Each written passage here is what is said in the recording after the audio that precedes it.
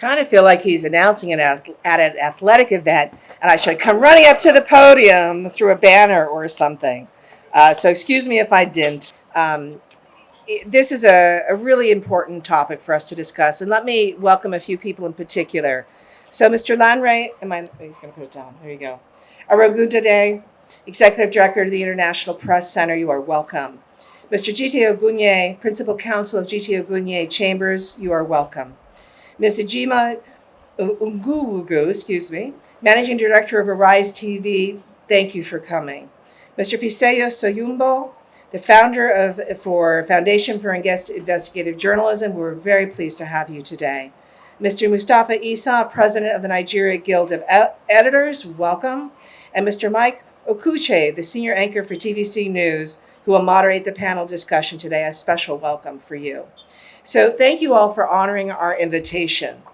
We are, as the U.S. Consulate-General in Lagos and part of the greater U.S. mission to Nigeria, honored to host this conversation on press freedom, freedom of expression, and civic space in Nigeria, because we believe that freedom of the press, media freedom, and freedom of expression are vital to a thriving democracy.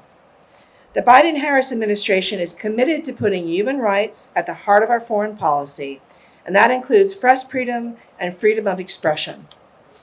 I know that you all agree with me that the free press is a core pillar to any successful democracy. And there's a reason why the First Amendment of the Constitution of the United States guarantees freedom of expression by prohibiting the government from restricting the press or the rights of individuals to speak freely. I've been here in Lagos as Consul General since 2019, and I have spoken with hundreds, perhaps thousands of Nigerians about democracy, elections, and the history of Nigeria. I've tried to be a good student, and I've tried to listen.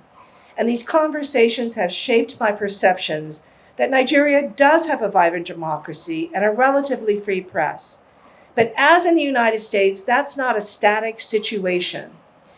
Every day, it's something that we have to work toward in the United States. And every day, there are forces afoot that would like to see a restrictive attitude toward the press. So, as in the United States, here in Nigeria, some concerns remain about the freedom of journalists to do their job. And we take note when legislation is introduced, which could have significant consequences for the freedom of the press. In addition, the Nigerian government's ongoing suspension of Twitter and the stated intent to reintroduce registration requirements for other social media platforms is deeply worrisome to us and to others around the world. Banning or significantly restricting social media, including under threat of prosecution, undermines Nigerians' human rights and fundamental freedoms. We are encouraged by the meetings between Twitter and Government Technical Committee last week aimed at resolving suspension, and we wish the best in this negotiation that the government and Twitter can come to an agreement that preserves the rights of Nigerian citizens to their freedom of expression. So in view of these recent developments, you, reporters, editors, media executives, and civil society representatives, you must remain vigilant to protect the right of freedom of expression and press freedom. To fulfill its highest civic purpose, the press must be both independent and unbiased. And without independence, a media outlet functions as a public relations mouthpiece for the government and other powerful interests. And as I said, this is something that even democracies such as the United States struggle with every day. We're going to be 250 years old in a couple of years. And it's our first thing we did was create the First Amendment to the Constitution. And 250 years later, we are still working at it. So it is always a work in progress.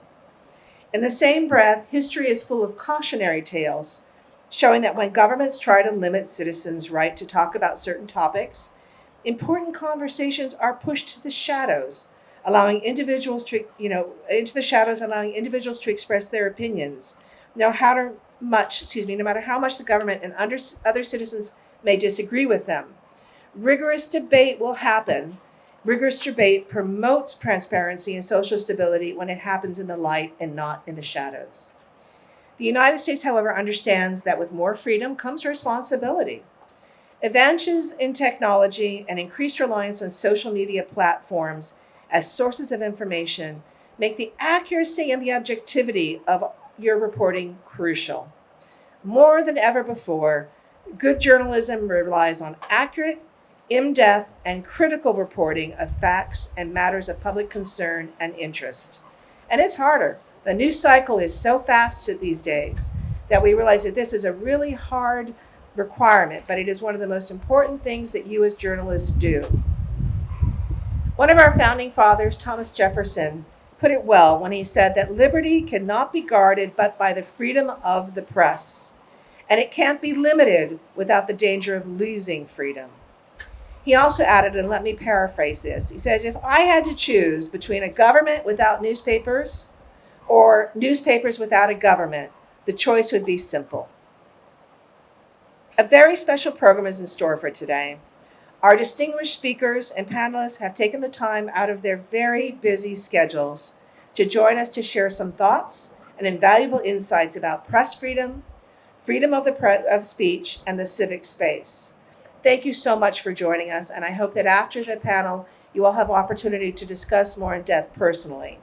So in closing, let me just thank all of you who have come today, all of you who are seated here, for the work that you do to expose abuse, to hold leaders accountable, to empower people with the information that they need to lead healthy, productive lives, and to engage meaningfully in the Nigerian political and civic space. You've already met Stephen Mbelli, who is our Public Affairs Officer. Let me introduce a few more of our team. Jennifer Foltz is our Deputy Public Affairs Officer.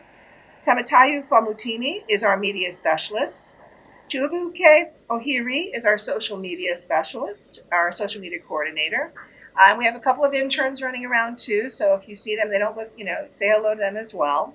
So please find some time today to introduce yourselves to our team and to have some discussions about what you do and what we can do to support what you do through our professional and training programs that we run for the press. So I wish everyone a fruitful discussion, and thank you so much for joining us today for this exciting program. Stephen, back to you.